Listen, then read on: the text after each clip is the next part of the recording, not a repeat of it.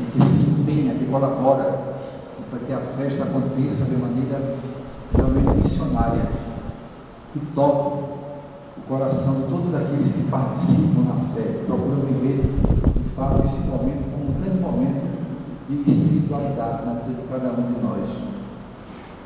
Sobretudo porque se trata de Santo Antão, este santo que a cada ano que nós meditamos sobre a sua pessoa, sobre o seu testemunho, sobre o seu exemplo, nós ficamos maravilhados, edificados, motivados a viver de fato uma nova aurora na igreja, como foi sempre a experiência de Santo Antão. O que nós sabemos mais profundamente de Santo Antão nos veio através dos escritos do grande bispo Santo Atanásio.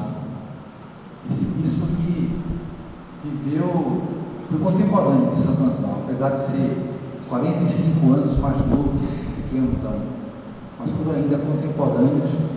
De tal forma, Antão impressionou aquele jovem ainda que, por ocasião do concílio de Nicéia, o primeiro concílio ecumênico da igreja, em 325, Atanásio participou na condição de secretário do bispo de Alexandria e na condição de diácono, mas impressionou muito pela sua eloquência em tempos difíceis da igreja, no tempo do arianismo, em que era negada a divindade da segunda pessoa da Santíssima Trindade, do Filho, e Santo Atanásio ainda diácono defendendo, portanto, essa verdade absoluta de que Jesus é Deus. E Atanásio mais tarde se tornou bispo de Alexandria. É uma pessoa que tive a preocupação, dada a sua impressão maravilhosa de Santo Antão, de escrever a sua biografia de uma maneira tão clara, tão bela, que até hoje nos edifica. Todos que têm a oportunidade de ler esses escritos de Santo Atanásio ficam certamente maravilhados com a pessoa daquele que é o pai do monarquismo. E viveu realmente um tempo ainda de perseguição forte cristianismo, e Antão teve coragem de colocar em prática de maneira muito segura a palavra que nós estudamos nas leituras de hoje, especialmente, claro, o Evangelho. Epístola que nós escutamos, São Paulo nos recomenda a acolhermos Deus em nossa vida como uma verdadeira armadura. Porque sem esta armadura nós ficamos, de fato, fracos, debilitados, sem condições de vencer as adversidades do mal. E São Paulo recomenda revestir-se desta armadura que é o próprio Deus em nós. E foi exatamente isso que Santo Antão fez, através de uma vida penitencial muito séria, muito séria, depois de colocar em prática aquilo que o Evangelho de hoje nos apresenta. Como sabemos, conforme narra o próprio Atanásio, Santo Antão, ele, com aproximadamente 20 anos de idade, ele se dirigia para uma celebração eucarística pensando no exemplo dos apóstolos, que deixavam tudo quando eram chamados por Jesus, deixavam tudo para então seguir Jesus de maneira completamente livre, despojada.